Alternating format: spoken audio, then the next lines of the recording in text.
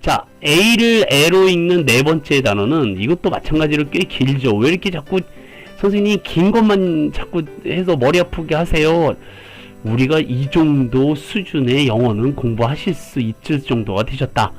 네, 너무 간단한 단어 들이대면은요, 네, 우리를 뭘로 보고 또 이제 그렇게 얘기하실 수 있사오니, 네, 이 정도 단어쯤은 공부해 주셨으면 좋겠습니다. 그 정도 레벨은 되셨다라고 생각이 들어요.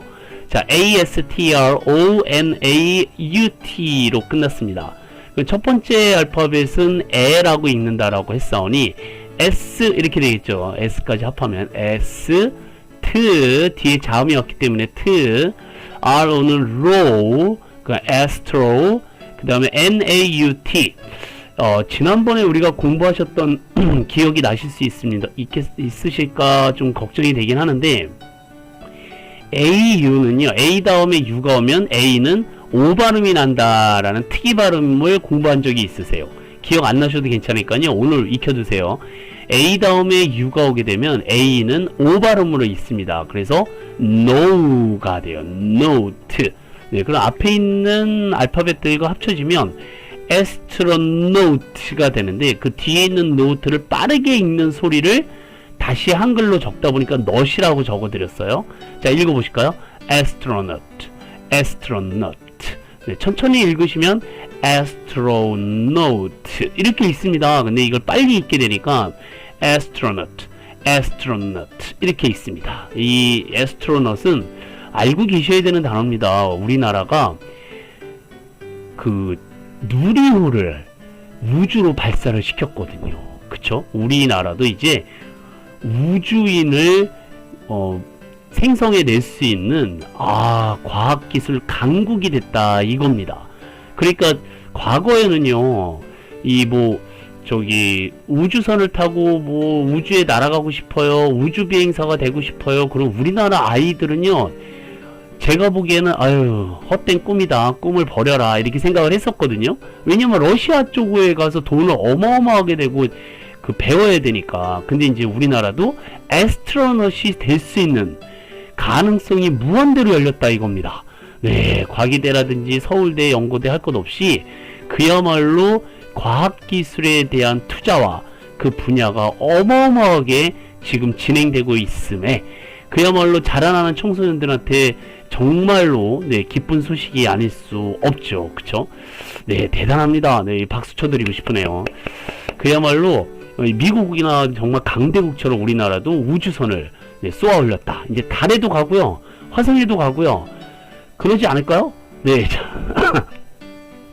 자, 그러니까 우리도 이 단어를 알아둬야 됩니다. 에스트로너트. 그러면 과거에는 외국 사람만 가능했었는데 이제 한국인의 에스트로넛도 가능하게 됐다.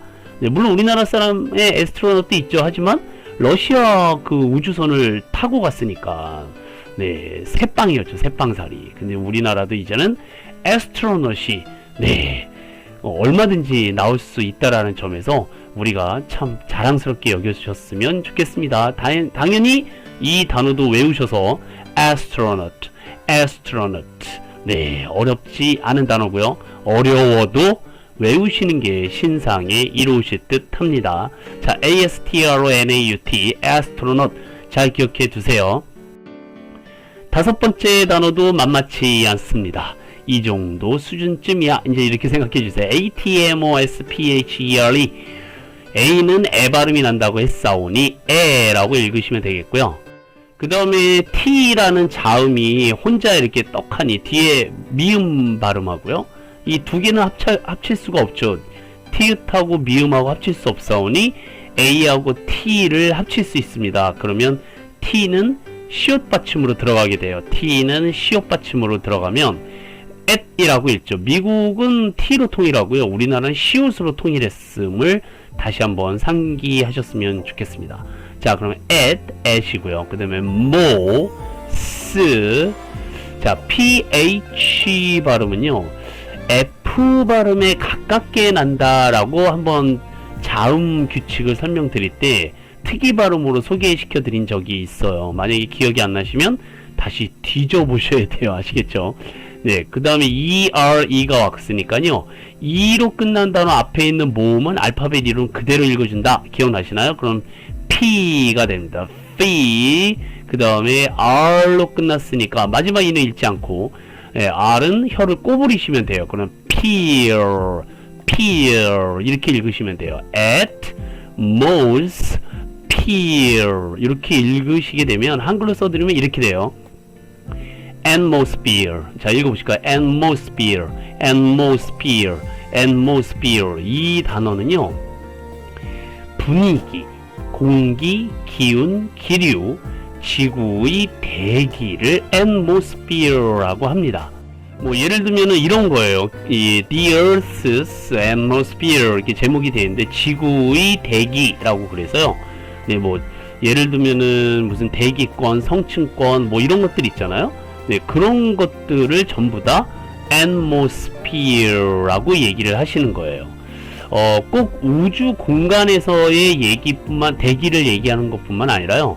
사람의 느낌이라든지, 네, 어떤 그 사람들이 모여있는 공간 속의 분위기, 네, 그 분위기가 좋다, 나쁘다, 뭐 이런 얘기 하잖아요. 그 단어가 바로 atmosphere입니다. 우리가 이제 사전적으로 얘기를 했을 때 분위기 그러면 지구를 둘러싸고 있는 기체를 분위기라고 할 수도 있고요. atmosphere. 또는 그 자리나 장면에서 느껴지는 기분, feeling 같은 거죠. 그런 것도 atmosphere. 주위를 둘러싸고 있는 상황이나, 네, 환경, 네, 이런 것들도 다 atmosphere. 어떤 사람이나 사물이 지니는 독특한 느낌도 atmosphere. 어떤 시대에 자연스럽게 만들어진 사회적인 여론의 흐름 같은 것도 atmosphere. 그러니까 요즘 시대 분위기가 그래. 그랬을 때 atmosphere가 좀 그래. 뭐 이런 거 있잖아요. 문학작품 바탕에 깔려있는 색조나 느낌 같은 것을 영어로 atmosphere, 우리나라 말로는 분위기라고 표현을 하는 겁니다. 이 단어는 우리 사회에서 굉장히 많이 씀에도 불구하고 단어가 어려워서 잘 안 쓰거든요. 근데 여러분들은 잘 쓰셨으면 좋겠습니다. 예를 들어서 공부 끝나고 댁에 가셨는데 사람들이 말을 안 하고 가족들끼리 뭔가 싸움 분위기가 났다. 그럼 이런 atmosphere 이거 왜 이러지? 이렇게 얘기하실 수 있으시면 돼요. 또는 왜 그 분위기가 막 싸해진다든지, 네, 뭐 그럴 때도 이 단어를 자꾸 쓰셨으면 좋겠습니다. 예를 들어서 한참 재밌는데 뭐 중학생과 고등학생이 타는 차가 뭘까? 중고차. 그럼 막 부장님 혼자서 깔깔깔깔 대고 웃잖아요. 네, 그럴 때 우리는 이 atmosphere 어떻게 할 거야? 이렇게 얘기하실 수 있으시면 되겠습니다. 반응이 별로 안 좋으신데. 자, 한 가지 더 낼까요? 식인종이 밥 투정할 때 하는 말이 혹시 뭔지 아세요? 네, 살맛 안 나라는 겁니다. 하하하. 네. 죄송합니다. 네, atmosphere를 망친 것 같습니다. 다음 탄으로 넘어갈게요. 맞다. 이 atmosphere하고 바꿔 쓸 수 있는 단어. 네, 제가 딴소리 하다가 깜빡이졌는데, atmosphere가 분위기라고 그랬잖아요. 근데 우리가 자주 쓰는 단어 중에 두 가지 단어가 feel 하고요, mood입니다. 네, feel이 좋다, 이게 느끼다 라는 뜻하고 바꿔 쓸 수 있고요, mood가 바로 이 분위기라는 뜻을 갖고 있죠.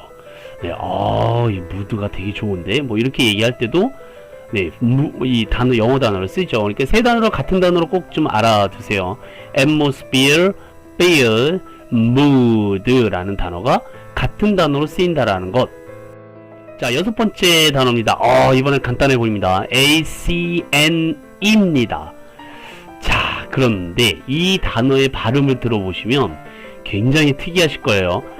자, 첫 번째 A는 에로 읽는다라고 그랬고요. 그 다음에 C가 혼자 단독으로 있으니까 크 발음이 나요. 그러면 에크가 돼요. 에크 할 때 에크. 그 다음에 니은이 나왔기 때문에 에큰 아니에요 라고 얘기하시는 분들이 있는데, 이 단어는요 굉장히 특이하게 이 발음을 이로 읽는 단어예요. 그래서 자, 읽어볼까요? 에크니, 에크니.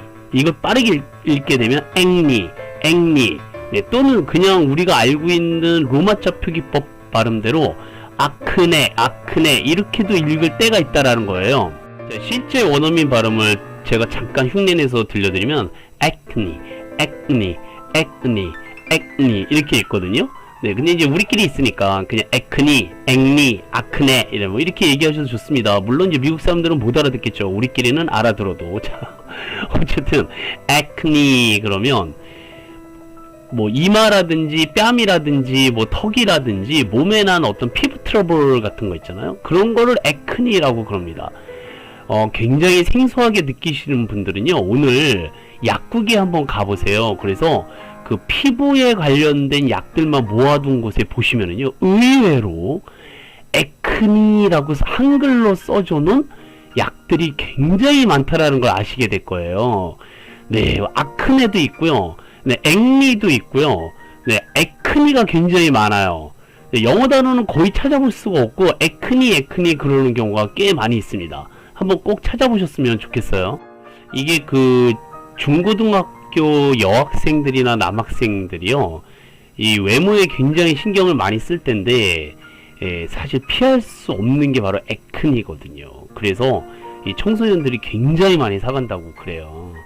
그러니까 여러분들도 만약에 그 중고등학생 뭐 가족이라든지 뭐 친척 뭐 그런 아이들이 있다면 얼굴에 보통 액니가 많이 나와 있거든요. 그때 야 너 여드름 많다 이러면 기분 나빠요. 그러니까 그 액니 그 치료제 좀 발라야겠는데 이러면 확실히 느낌이 다릅니다. 대화가 통하기 시작해요. 여드름 많네 이러면 이제 벌써 이제 도망가기 시작하거든요. 네. 웃지도 않아요. 네, 그러니까 이마에 난 액니는 누군가를 좋아하는 액니, 뺨에 난 액니는 누군가가 나를 좋아하는 액니. 네, 액니라는 단어가 좀 기억이 나셨으면 좋겠습니다. 자, 그런데 이 액니라는 단어를 우리가 영어 공부를 하시다가 바로 접하시는 건 아니고요. 여드름이라고 할 때는 바로 이 단어부터 먼저 접하시게 돼요. 네, P-I-M-P-L-E라고 쓰고요. 자, 읽어볼까요? 핀폴. 요게 이제 여드름이라는 뜻입니다. 그러니까 우리말로 정확한 뜻은 뾰루지가 더 정확해요. 뾰루지를 핀폴이라고 그러고요. 이 액니는 그 피부에 난 여러 가지 트러블 있잖아요. 예를 들어서 이렇게 여드름뿐만 아니라 그야말로 이렇게 뭐 화산 뭐 그것처럼 뭐 분하고 뭐 이런 것처럼 막 안으로 막 뭔가 뚫려 있는 그런 피부도 있고, 또 여드름 같기도 하고 무슨 이렇게 아토피 같기도 하고, 그런 것들을 전부 다 액니라고 하는 겁니다.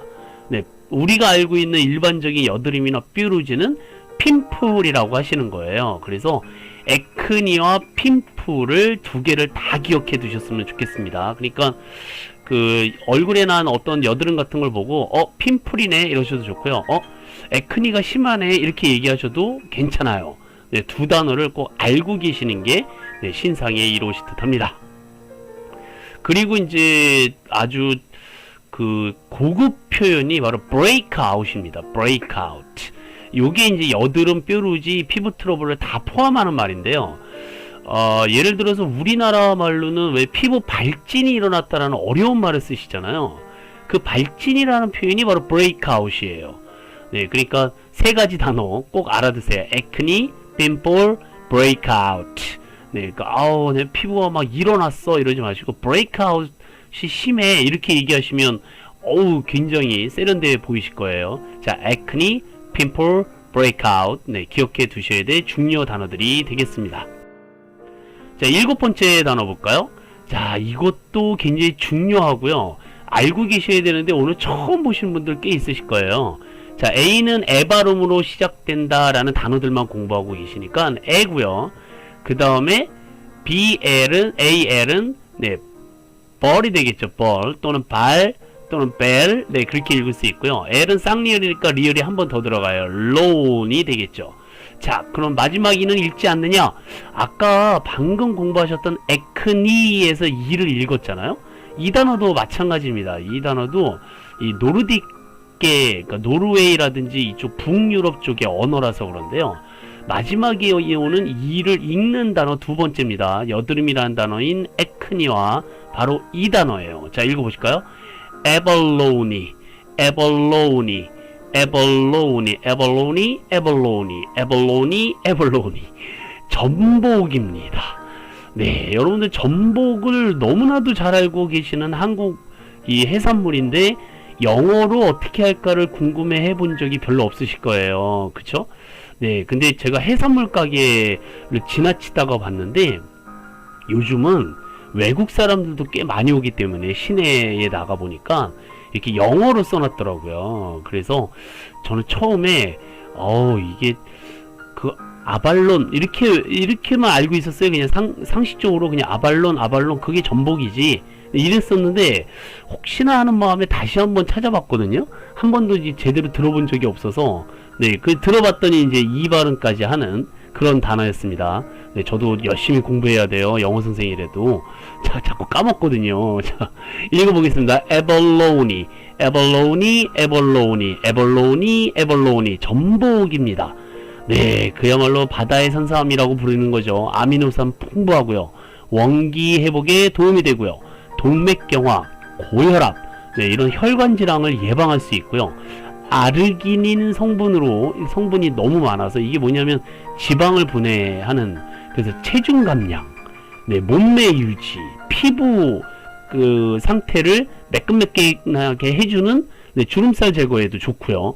예, 최고의 음식입니다. 자, 에볼로니. 네, 우리가 이거를 죽으로도 해서 먹죠. 그쵸? 자, 여기서 퀴즈 하나요. 죽이 나왔으니까 전복죽을 영어로 뭐라 그럴까요? 전복죽. 죽을 영어로 뭐라 그럴까요? 네, 어려운 단어를 원하는 게 아니에요. 여러분들이 알고 계신 단어로 대답을 해보시라는 겁니다. 네, 뭘까요? 네, 수프입니다. 에벌로니 수프. 읽어보세요. 에벌로니 수프. 에벌로니 수프. 에벌로니 수프. 무슨 뜻이요? 전복죽이었습니다. 꼭 기억하고 계심이 역시 신상에 이로우실 듯 합니다.